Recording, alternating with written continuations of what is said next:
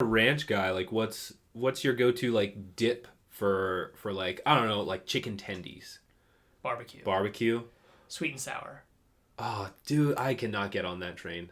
Oh, cannot. But yeah, if I ever get McNuggets, it's always sweet and sour. I guess it depends on the chicken. Like at Popeyes, I don't get chicken tenders anymore. I'll probably always just get the chicken sandwich.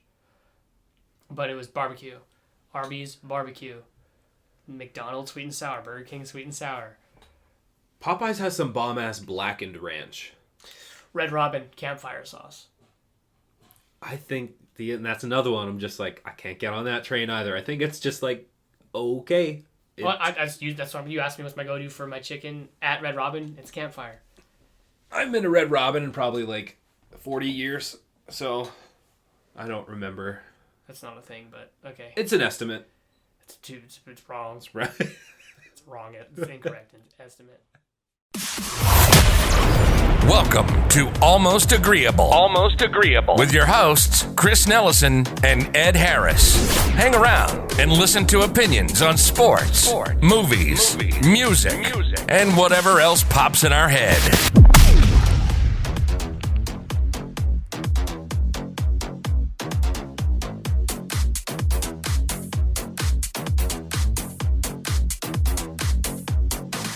All right, and welcome back to another episode of Almost Agreeable. I'm Chris. With me, as always, is Ed, and we are back to continue our MCU review series, where we're just kind of going through the release order of the MCU films in the current Marvel Cinematic Universe. And we have finally arrived at Captain America, the First Avenger, the third film to be released, right? The fourth. Fourth one, yeah. Right, because you had both Iron Man's, Thor, and then Captain America, and this is the last one before we get the first team-up film of the series. So, the first Avenger. Overall thoughts just off the get-go, and I might have a hot route for you later depending on how you answer this.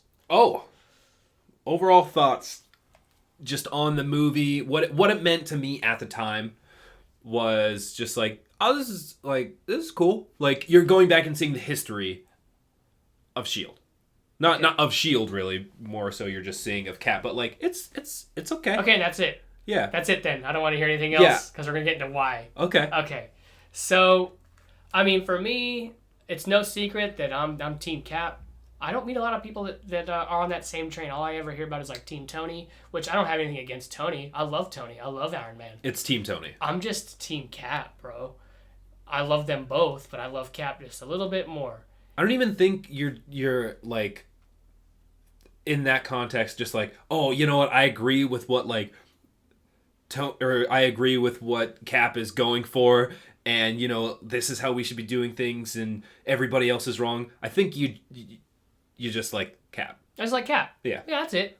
There's nothing like malicious or antagonistic about it. I think you might even like agree with what Tony is doing more, but you're Team Cap. Well, we'll talk about that when we get to Civil War. Okay. Okay. So in this movie, right, this is Captain America's solo film, his first one, and essentially, I don't want to get too far ahead of ourselves, but I think he does have the best solo films in the franchise, rivaled by like Thor. That's a tough one. Because they are. I mean, I don't know if they're rivaled. Because people are like, well, Civil War was like an Avenger movie. It's like, shut up. It says Captain America on it. And Winter Soldier. We'll get to Winter Soldier, But so this movie essentially opens up with Walter Frey. Just kidding. Let's just go back. Okay, they find Cap in the ice. Yeah. Find Cap in the ice, and they're like, "Hey, we gotta get somebody out here." Yeah. Call the general, bro. We gotta this and that. But no, let's go to what I initially said. We open this movie with Walter Frey. We get a first look at our villain. From the comics, right? It's kind of pretty spot on. Not immediately recognizable as the Red Skull, but it indeed is the Red Skull. The Red Skull. Elrond.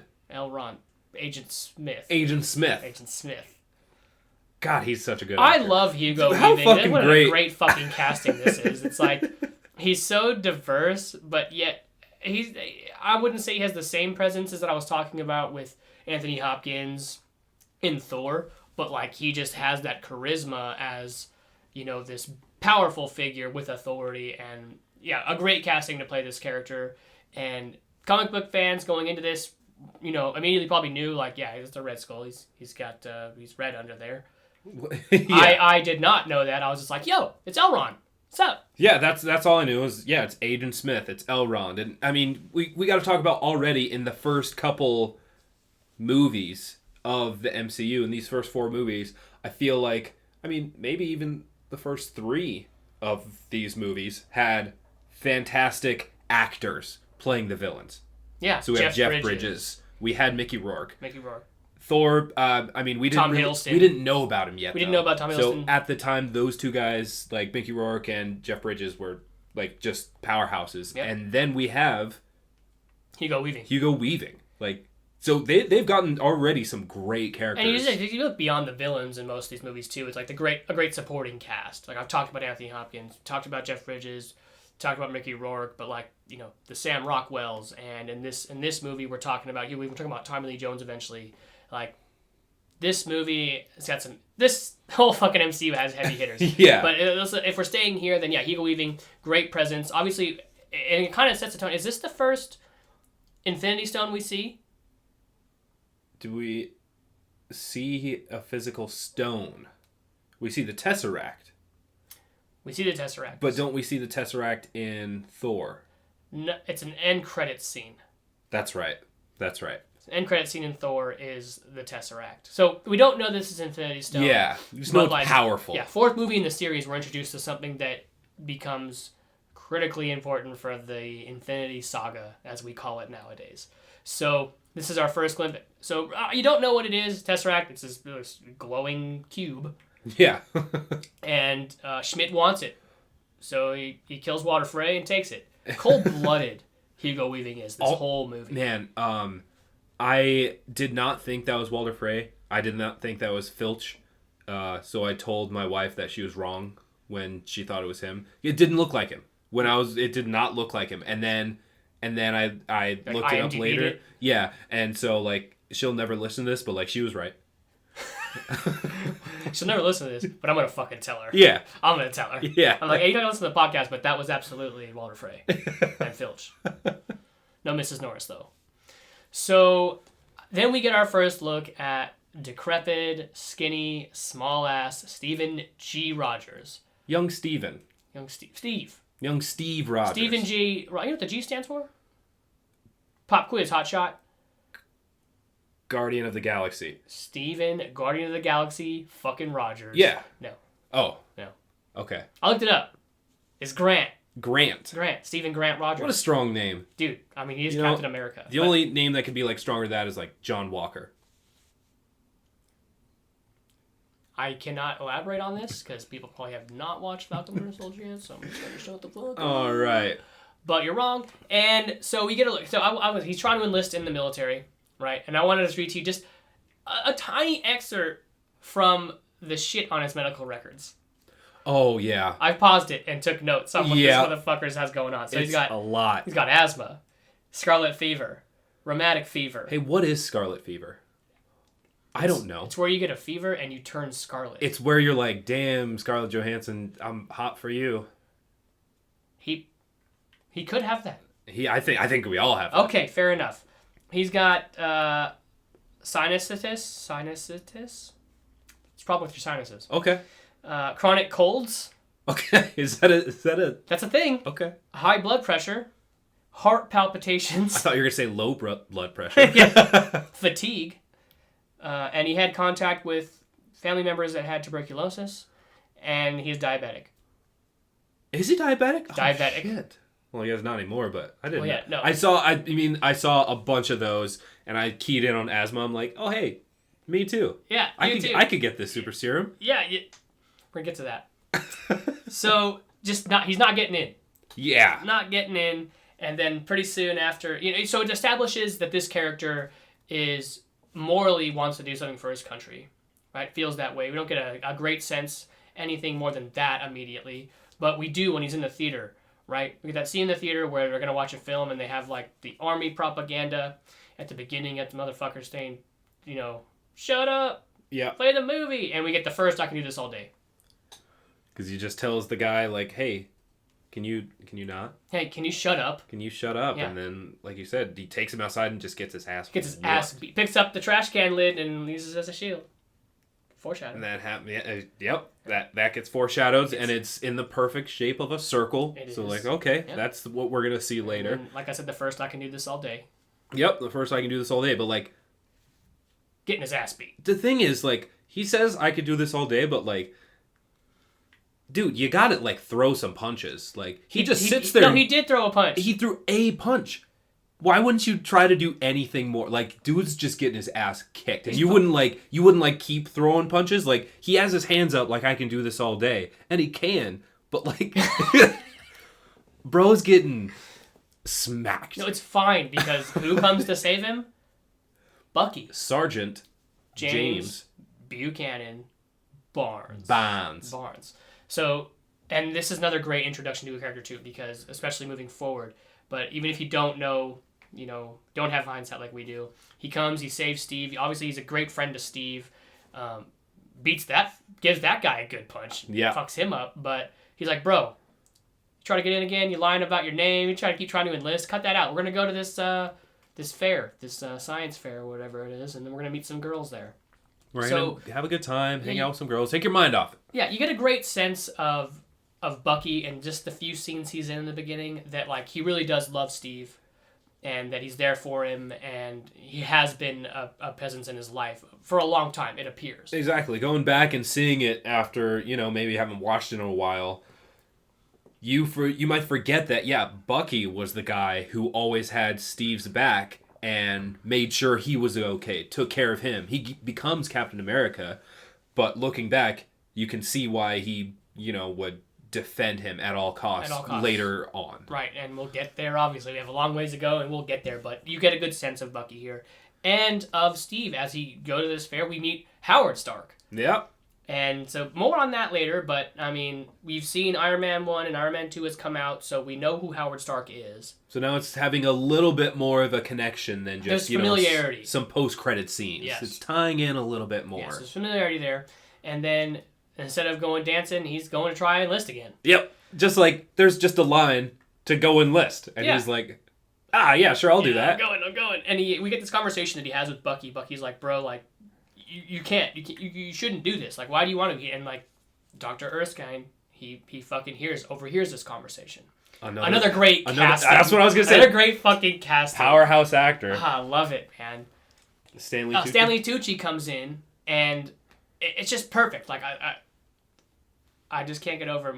The MCU has just nailed it with these castings. Yeah. Another one here. And that's what it takes to have somebody, if you can hold your own across from this other person, then you know that it's just going to build up the franchise. Right. So you get, he hears the conversation, and he decides right there on the spot, after asking Steve a few questions about essentially his moral fiber and the probing questions he asks, like that he would be a good candidate for this program that he has. Right? The Super Soldier program. Yeah. And, thinking about what that would even mean, like, as a young adult in the 40s, you're just like, oh, yeah, all right. Yeah, train me up. Train me up. I want to be a super soldier. That means we're going to be doing some badass missions and stuff like that. Not thinking. There's no way you're thinking. You're going to get a serum and become...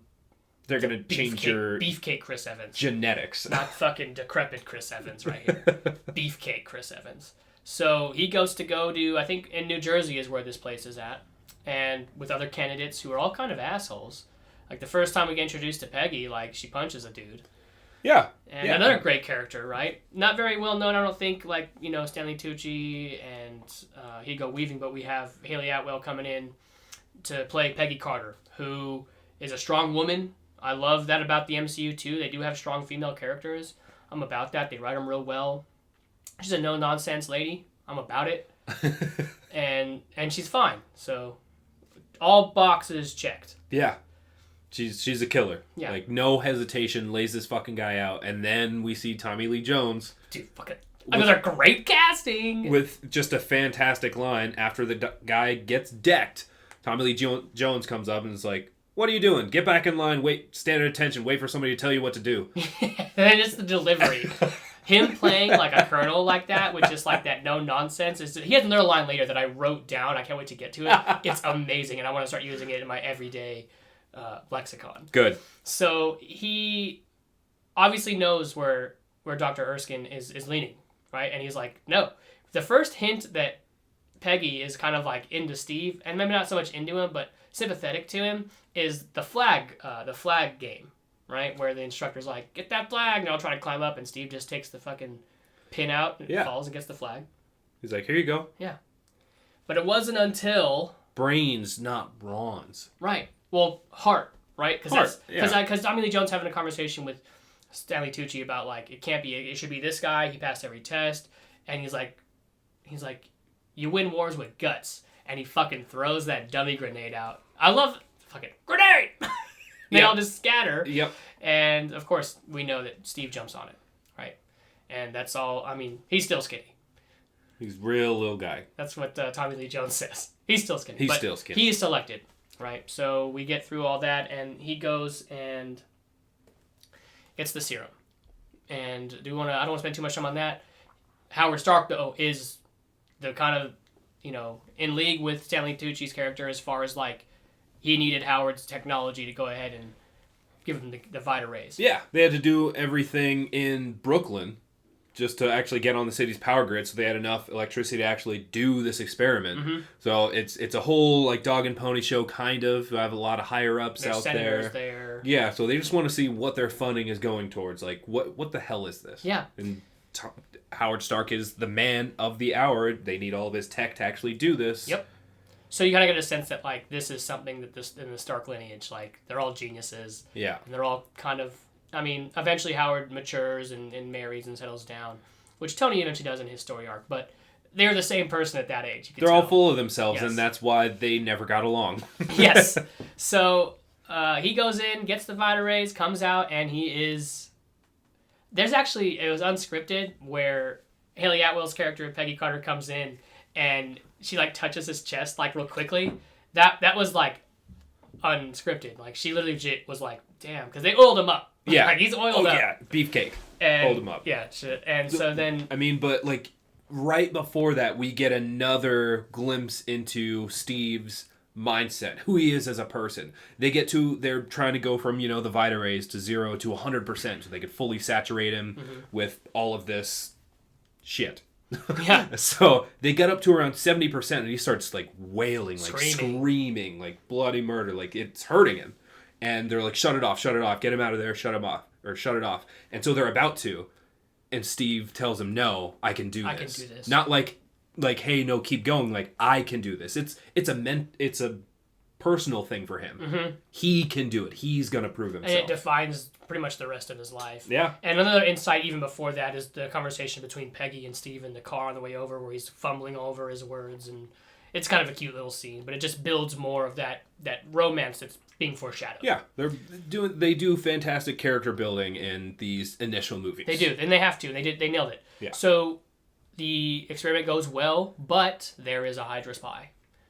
A Hydra spy that kills Dr. Erskine, and that formula dies with him. And we get a lot of repercussions from recreating that in the future, but let's just stick with here. I love this scene. Cap finally like realizing his capabilities as he's chasing this guy down, and like he's like off balance, running through glass, jumping over fences. I think my favorite scene from this is when the Hydra spy throws the kid in the water, and he goes to save him, and the kid's like, I can swim! Yeah, go get him! He's like, no, I'm good. He threw me in the water, but like, I can swim. Swim. I'm good, man. And then Steve becomes Aquaman. Well, and so we talked about, when he first gets his ass kicked in that alley. Yeah. He takes up that little trash can lid. That's right. When he's chasing down this Nazi member, he picks up a taxi door. Yes. To use as a shield. And what does it have on it? A star. A star. So it's just giving all more of these foreshadowing. More foreshadowing into what he's going to become. Love that. And then he swims faster than the sub. He's Aquaman for like. He's Aquaman. That's what I said to myself. I was like, damn, he's Aquaman too. Yeah. Okay. So I think this is where the part of the movie that just really bums me out, right, is that Tommy Lee Jones is like, you're an experiment, you're going to go get tested on, and the senator uses him as a poster boy for selling war bonds. Yeah, so this experiment worked, and then for propaganda. Yeah. Literally for propaganda. Bums me out. And he's just going on tour, and during the song, you know, it does say from Hoboken to Spokane. It does. Just wanted to throw that Yeah, in. my wife saw that and she's like, "What the fuck, Spokane?" I think it rhymed. I don't know. I hate it, by the way. Selling bonds, I hate it. But the tour takes him overseas to the unit that Bucky is in, right? And he finds out that unit had been, you know, taken prisoner by Hydra, by Johann Schmidt. And, well, I guess we glossed over that, but we learned that Johann Schmidt had also taken Erskine's serum before it was perfected. And it didn't, quote-unquote, work. In a sense. In a sense, it wasn't, the serum, like you said, wasn't perfected yet, so he took it, and it had some effects, but it wasn't what Erskine had in mind completely. No. And he found the perfect candidate in Steve.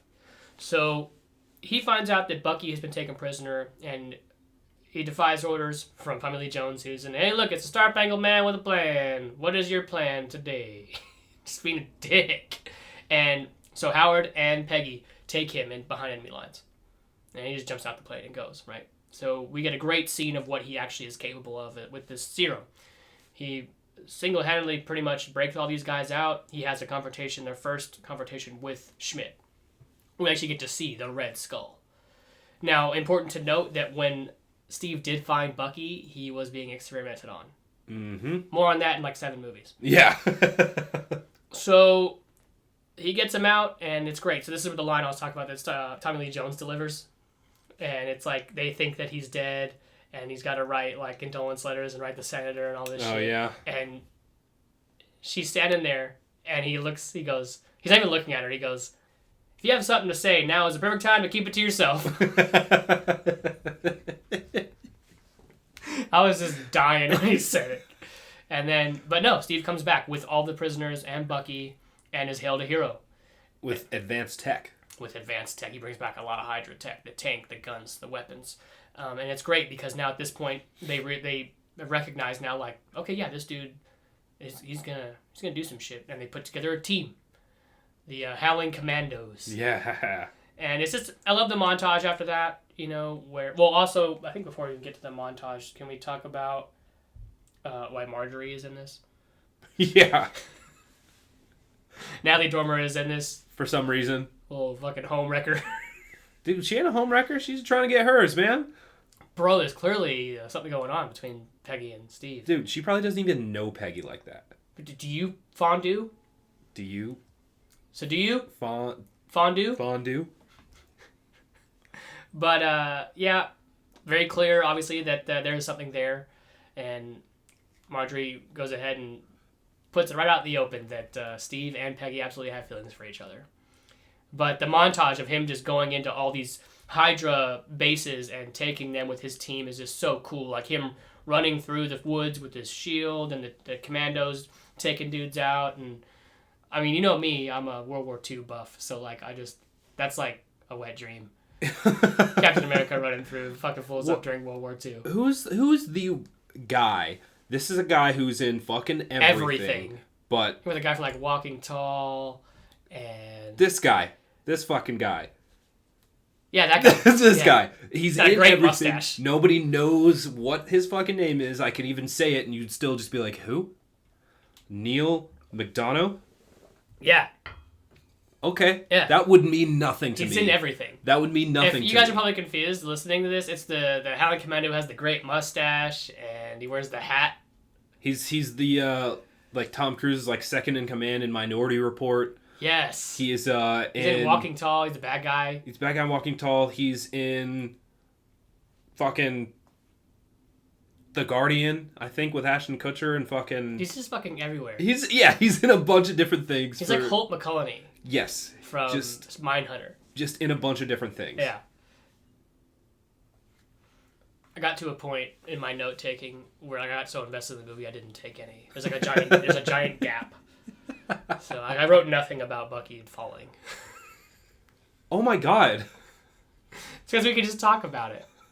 Well, it is important. Well, let's get there. So like they're storming all these Hydra bases, and then they have a chance to capture Arnim Zola, who at this point is well known in the film as essentially Johan's right-hand guy, a scientist who's behind all the technology that Hydra had been producing. And they've been using the Tesseract to create this energy for these weapons, to make these advanced weapons. And it's gotten to a point now where they have created things that are going to essentially change the world and destroy a lot of cities and create essentially a new world order. And it becomes very apparent that he is rogue now. Hydra is rogue from the Nazis. Oh yeah, it's now its own thing. They're, like he said, we could only grow so big under Hitler's shadow. So now time to break out of that. He kills a bunch of the high command. Yeah, so Hydra, like you said, is its own thing. They're trying to go for it now. So they're an entirely different problem. Right, and so that's what Steve and the Howling Commandos are doing at this point, right? They're hunting down Hydra bases. It's pissing off Schmidt. They're going to go capture Arnim Zola on this train, which is essentially moving like it's a bullet train. It's ridiculous. And they do capture Zola, but they lose Bucky. Bucky falls to his apparent death off of the side of the train. That's all we see. I mean, who's going to survive that? Did you know? First time watching this? No, okay. not at all. Me neither. I had never even heard of the Winter Soldier until, well, it came out. Yeah. I had known of Iron Man, like I keep referencing Marvel Ultimate Alliance because I played the shit out of that. Like I knew Captain America, I knew Iron Man, Thor, Hulk, I knew all of these different people. I mean, I knew about like Ghost Rider, I knew about like there's a shit ton of people in that game. Right. Never heard of the Winter Soldier. Okay. So yeah, he falls, and I think the saddest part is that like Steve, because of the super serum, he can't get drunk. He's like sitting there drinking by himself. He can't get drunk, the poor bastard. And this is just more character building. You know, this adds a lot into who he is as a man. Well, you see the relationship they had early on in the film, and the reunited when he was captured and Steve came and broke him out. It just, the attachment of these two characters is so on display throughout those first 45 minutes, hour of the film, and now you kind of like, Steve isn't, another testament to his character is he isn't bent on revenge. He still knows that Hydra needs to be stopped. Yeah. And as hurt as he is, he knows the mission. Because that was like his big brother, kind of. Yeah, it's like essentially, yeah, his brother in general. And so this was a big loss for him. And they do find out where the last Hydra base is. And Schmidt unveils his evil plan. He's going to take the giant stealth bomber, the tires are bigger than my garage, and destroy a bunch of fucking cities. Looks like a what? Is that the B-29 that kind of looks like that? It's not, something like that. Yeah, looks like an old... It's of the era. It's just a bigger flying wing than we are accustomed to seeing sometimes. Yes. So just this is a massive fucking bomber, right? He's going to go ahead and fly it, destroy a bunch of cities. They storm the lab, and we finally get well, it's awesome because, they go through the lab, everyone's there, the Howling Commandos, Peggy, Colonel Phillips, they're all there. And Steve eventually has to make his way onto this flying wing to stop Schmidt. But before that, shares a kiss with Peggy. It's really cute. And then he looks at Tommy Lee Jones, and Tommy Lee Jones goes, I ain't kissing you. I ain't kissing you. I ain't kissing you. Can we talk about how raw, like before Steve even gets to Red Skull, he's like fucking up all the minions that are trying to get in the mini planes. And like one just goes into propeller. Yeah. There's definitely a different vibe in these early Marvel movies compared to as it goes on. Right. Like that guy just went through it wasn't like an alien that went through a propeller, or something that you quote unquote don't have to care about. A robot. Like a robot or anything. That was a dude. It was a dude. And not to mention all the dudes that he was just like throwing out of the plane. Yeah. A lot more raw. Dude Great was word. Getting murked. So I remember seeing that. It's like, oh fuck. And he gets back on the ship, and he has the final confrontation with Red Skull. So in that scene, there's a lot going on. I mean, you see that essentially Schmidt has the same kind of powers that Steve has. He can hold his own. Yeah. And it looks for a while that, Steve might lose this fight. But essentially it's the Tesseract that ends up making the decision there. And we get to learn that the Tesseract is more than just this energy source. Yeah. Right? Because all you see is while he's handling it, a portal opens up. Yeah, you see a galaxy, stars, and cosmic dust. Yeah, and then he's gone. So just more hints of what the fuck this Tesseract is, because the Tesseract does become a pivotal part, obviously not in just the series, but in the next film, the Avengers. So it's at this point where Steve assumes control of the flying wing. Yeah. And realizes that in order to save everybody, he has to go ahead and put it in the water. kind of sad. Yeah. He has his final little farewell with Peggy, and They're just talking about they're making plans. They're making plans, acting like it could be normal. Like, okay, you know what? We'll plan a date. Okay, just make sure you be there. Just be there. We'll go slow. I don't want to step on your feet. Yep. And I guess this is something else that's very big. Looking back, defines essentially the rest of his life too. You think about the relationship with Bucky. You think about his relationship with Peggy, even if it was just for that small amount of time, defines Steven Rogers for the rest of his career in the MCU. Yeah. I mean, everything he does is motivated. He keeps that little compass picture with Peggy on him. You know, he still has never forgotten about Bucky, and it clearly for the rest of the series. Constant chip on his shoulder to prove himself to everyone, and mainly to himself, that he's good enough. He knows that he is good enough. Right, because Erskine's formula, like when he was breaking it down for him, like the importance that, you know, it was Steve that took it. And it just, that's got to be a lot of responsibility for a character, like to this guy, this scientist, to say, I've made this. There are people who think that other people should have this, but it's you. You're the guy. And stay the man that you are. And it's just a lot of responsibility, and Steve is constantly trying to live up to that. Yeah, his dying action was, you know, that Dr. Erskine was shot. His dying action, Steve comes over, he's just pointing to his chest. Keep that heart. Keep who you are. You are the one chosen for this, because I know you have that heart. Have it. And then fast forward to this scene now where he is going to sacrifice himself to save essentially the United States, but the world in general, right, with the defeat, quote unquote, of Hydra, which at this point they do look to be done with Schmidt gone, and the plans foiled, and the end of World War II. They have their Hydra's main doctor. Mm-hmm. So they have everything. All the big pieces are taken away. Right. So it looks. So it seems. Yeah. And so he goes down. World War II is over, and Captain is immortalized, and then back to the first scene of the film, they find him in the ice.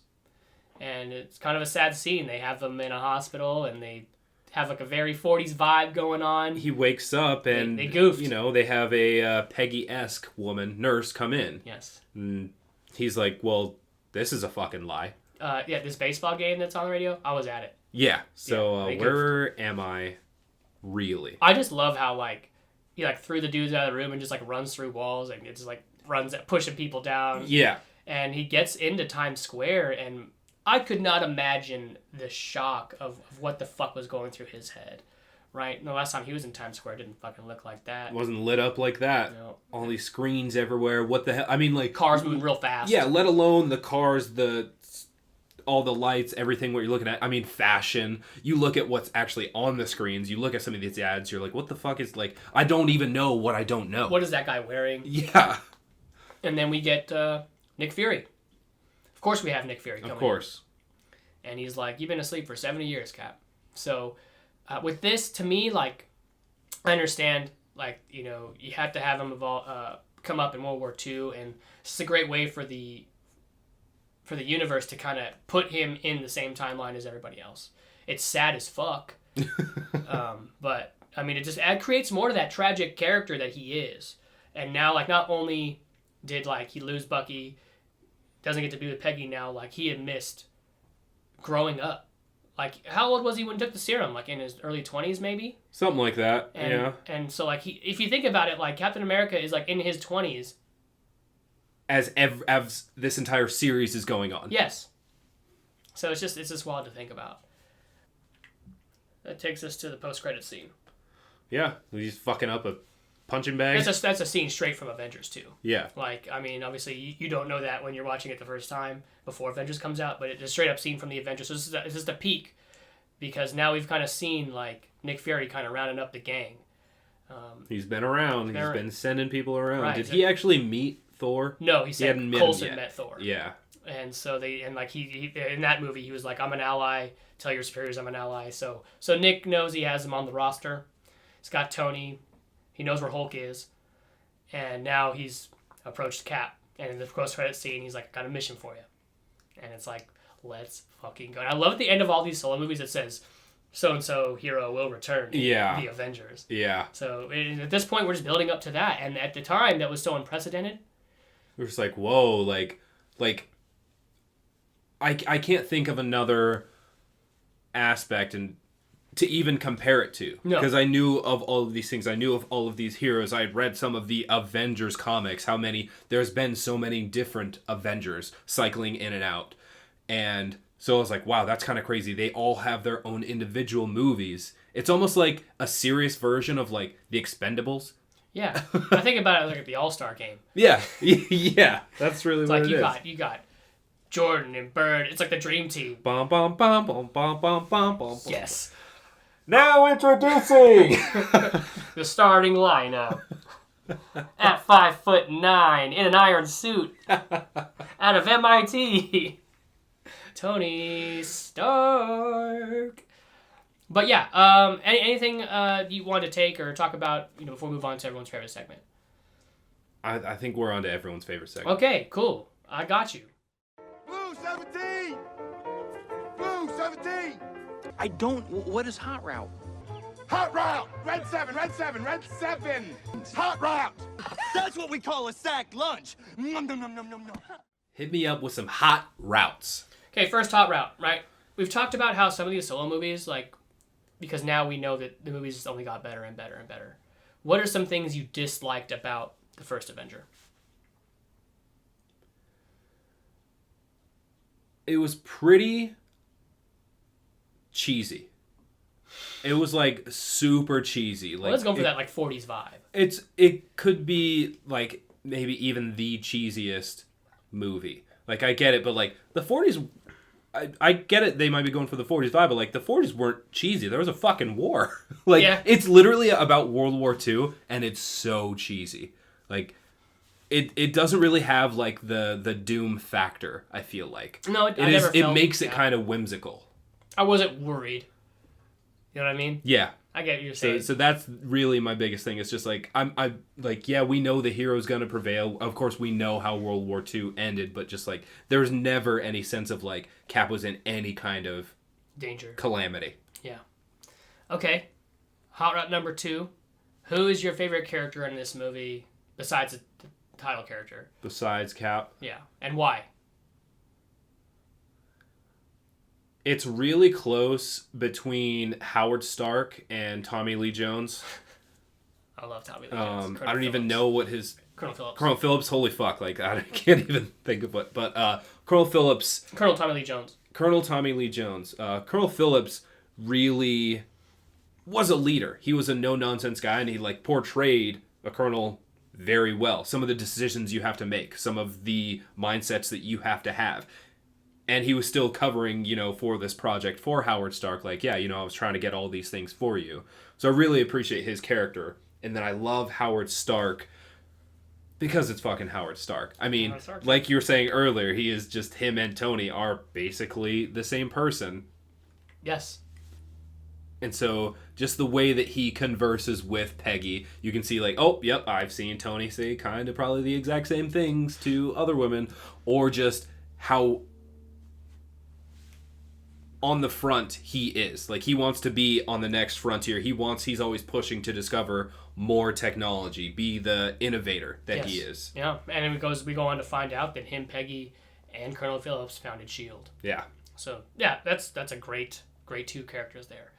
And the last hot route. Who else in the MCU, anybody, do you think is worthy of the Super Soldier Serum? It'd have to be Peter Parker. Did not see that coming. I should have, though, because that's your fucking favorite dude.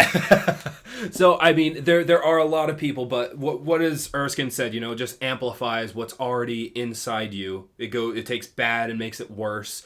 It took Steve, who already wants to he wants to get rid of the bullies of the world. So that, I mean, you amplify that. He wants to get rid of the villains, the bad people in the world, the evil men in the world. Peter Parker kind of has that same mindset. He was bullied a lot at school. He's a little nerd. And so that is similar. So I don't have like a different reason why. I can't be like, oh, he would be good because of this. Peter Parker would be good because of exactly the same reasons that Steve was perfect for it. Okay, I can see that for sure. I don't know why I didn't think you were going to say that. What are you leaning towards? I'm not leaning towards anything. I mean, you think about the repercussions of the super soldier serum just in general, because what was Bruce Banner trying to do when he became the Hulk? Recreate the serum. Yeah. The serum was given, a variation of the serum was given to Hulk's nemesis, Abomination. Bucky was given some kind of serum to become a super soldier, and it became brainwashed and became a weapon of essentially mass destruction. And now, fast forward to the series that's on TV right now, which I won't get into, Falcon and Winter Soldier, it's like the repercussions from this serum in general have been awful, except for Steve. Yeah, he's been the only one. And that's why it'd be hard to find someone that would be worthy of it. Would Bruce Banner have been worthy? I don't know. We don't get a whole lot of background on Bruce Banner before he was the Hulk in this series. In that, I feel like if you're trying to create it, you weren't trying to do it for yourself. But I feel like if he's the one, trying to create it, if you are actively working to create it, I don't think you're worthy. No. Like, even if it's not for yourself, if it's for something else, I don't think you're worthy. I mean, Erskine wouldn't be worthy. No. The Doctor himself, absolutely not. No. So it's just an interesting thought, I think. And just to also think about like the consequences of there being a super soldier serum. Yeah. So yeah, that's all I got. And I dig it. I look forward to getting into the Avengers. Oh yeah, that'll be a big one. Yeah. A big one. We were gonna start watching it last night, and then Tara goes to bed at real fucking early. And she's like, "Oh, it's 2.5 hours, so I don't have time to watch this." Yeah, Lindsay's policy is like we can't start a movie like after 8:00. It was right before 7. Oh, you guys could have nailed it. You guys could have nailed it. It was like 6:50, and she was like, "Oh no, it'll be after 9." But barely. Like 10 minutes of that is credits. And we could fast forward through those to get to the credit scenes. Yeah. But all right, so. This, as always, has, I forgot my outro. What do I say? All right, this has been another episode of Almost Agreeable. As always, I'm Ed. And I'm Chris. Thanks for stopping by. Well, what do you know? Another episode down. You can catch all new episodes every week on Thursdays. If you enjoyed the podcast, please like, rate, and subscribe. And don't forget to follow us on Facebook, Instagram, and Twitter at Almost Agreeable.